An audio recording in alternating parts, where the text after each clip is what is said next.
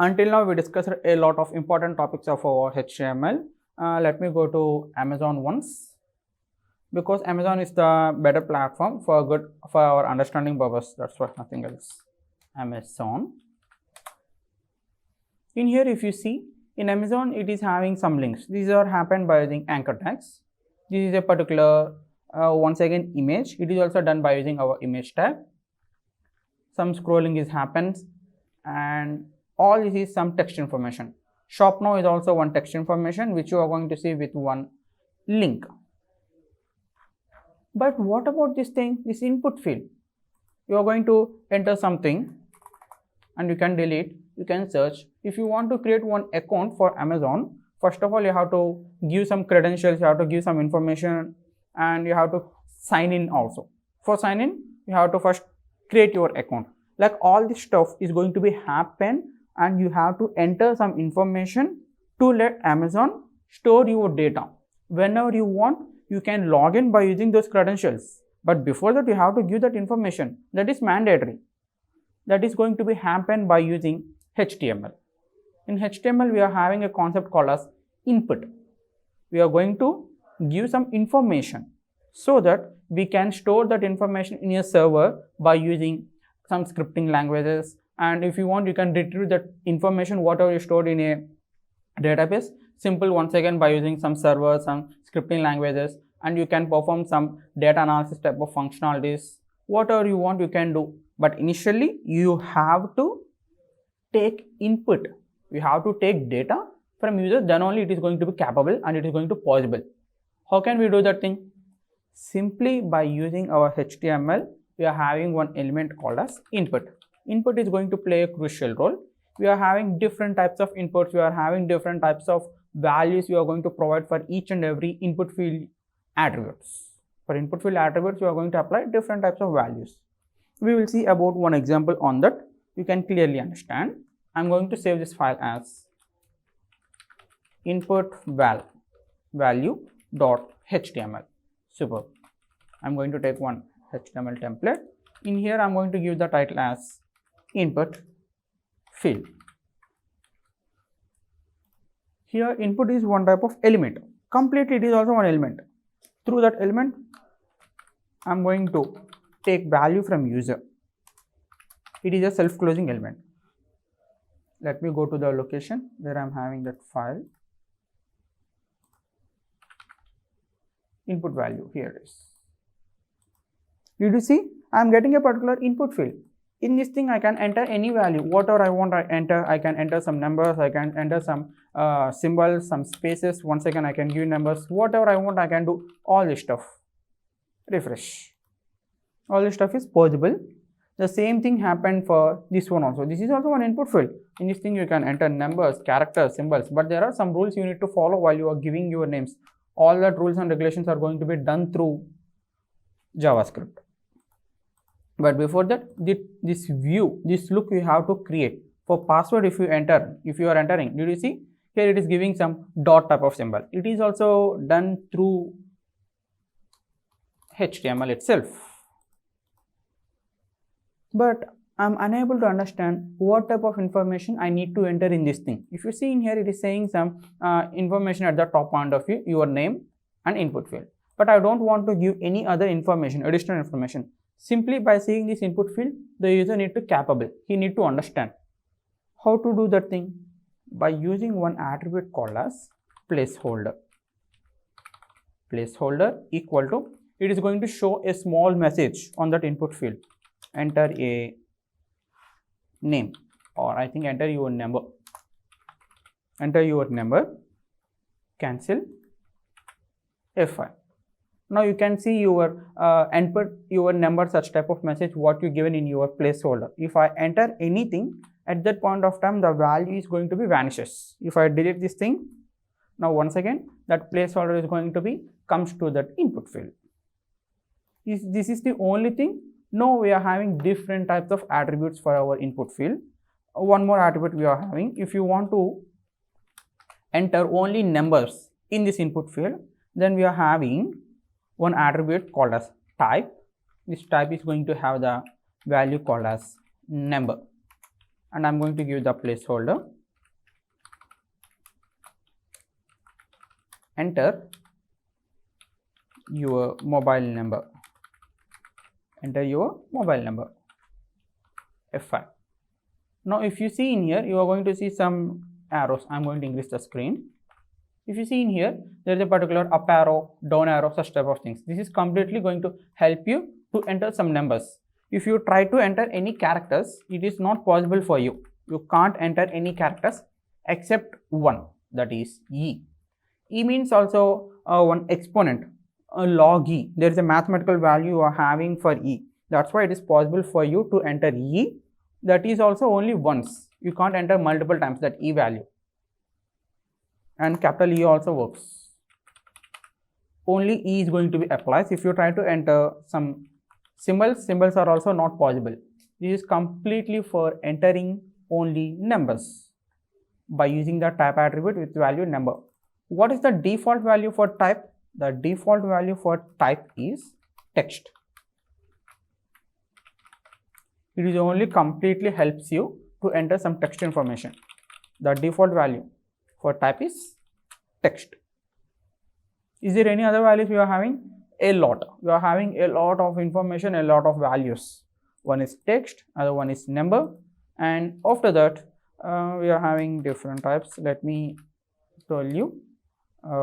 Text, number, date. You can create a date type of format also. Button.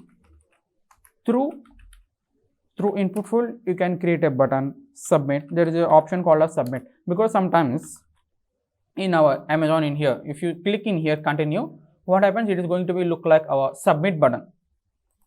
For that we are having the value submit, and you can reset the data whatever you entered in your input field. And file, you can upload a file also. Text, number, date, button, submit, reset, file. Radio buttons are also possible. Checkbox is also possible. Checkbox, some checkboxes are there, some radio buttons are there. All they are going to be happen through using this type attribute with these values. A lot of values are there, guys, but mostly we uses these values in our day-to-day life in our input field. They are the very important. Except these things, you are not going to see any other input field values also. Let's go one by one with one example. Text is done, number is done. For DOB, you are going to see one date of birth, but unfortunately all these elements are coming in a same line. Let me take these things to new line. How can I do? By using BR/. We can take this information into a new line, but those two elements are going to be closest, very closest. It is going to attach each and it is going to attach. That's why I'm going to do one thing. Instead of this thing, I should use paragraph tag, p tag. P tag is very helpful for you to create some type of structure. Next we are having another paragraph. Inside that thing we are having input, type equal to date. This is for your date of birth. Placeholder equal to, enter DOB. I'm going to write DOB before this particular input field. Control S, Alt Tab, F5. You can enter your date of birth, or you can select your date of birth also through this calendar. This is 100%. Through this calendar, you can select your date of birth, you can select month, year, everything is possible. 2016, May 16 or 5. It is month, this is date, and this is year. You see month, date, year. Good. Next we can create a particular button also. Input, type equal to button. We are going to use this name attribute when we go with JavaScript. JavaScript is going to help you a lot to handle the data, because if you really want to send some information, first of all you have to save that information. If you save, then only you can share the data to wherever you want, to whatever the location you want. Type equal to button. It is not going to have any placeholder. You don't need to use any placeholder because it is going to create one type of button for us. it is clickable, but there is no message on this thing. How can I understand that this is a one type of button? Simply by using an attribute called as value. You can make this information as button. That is simply a value I am showing on my button. If you want to change this thing to hello, you can display that type of information also. Clicking. It is possible for us to click. Next, we are having submit and reset. Submit and reset are also going to play a crucial role. Input type equal to submit / Control S Alt Tab F5. Default, you are going to see the value also as submit on the submit button. Do you know when you are going to use these submit buttons and these reset buttons? It is completely going to help you to send your data to a server, like here. This is also on submit button, but instead of displaying a message called as submit, he converted this thing into a continue. I can change this thing also as continue the same way by using the value attribute continue. Sorry, this is not that one, this one. We can change, but this extensions, increasing the size, giving some background color, all this is going to be happen by using CSS. Okay. How is this possible? How is this possible to submit the complete each and every input field data to a server? For that, you have to create a root element.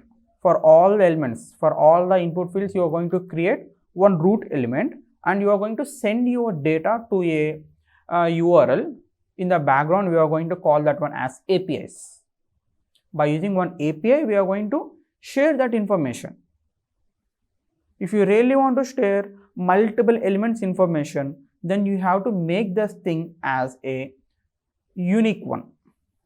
By using form, we are going to perform that action also. The coming videos we will discuss about form also. This is about submit. Let me do for reset also. It is going to be okay as reset. Reset is going to delete the complete information whatever you entered. It is going to happen only if you use this reset button inside the form. Delete. If I enter anything and if I click on reset, it is not possible. If you write this information inside a form information, then only it is possible. That's why when we discuss about form, I will share you that information also. Control V. This is about file. I am able to select a file and I can send because of having the type value as file. Choose a file. Did you see? I can select it and I can choose any file whatever I want. Desktop. We are having HTML codes. I'm going to select audio tag.html, that type of information. You can see it. You can see that information also. Radio buttons. Yeah, we are having one more thing called as radio button. Type equal to radio. You don't need to use any placeholder for this thing. You can select it. You can only select once. Radio buttons are only capable for you to select only once. And one more thing, there is one more attribute called as checkered. There is one more attribute called as checkered.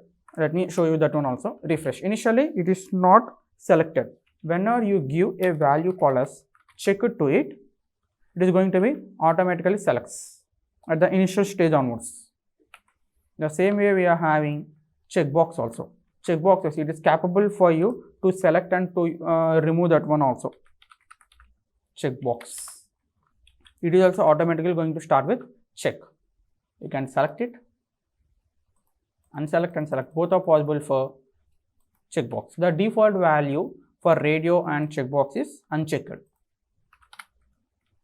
The default value is unchecked. That's why. But coming to radio, it is checked. I can select it, I can remove it.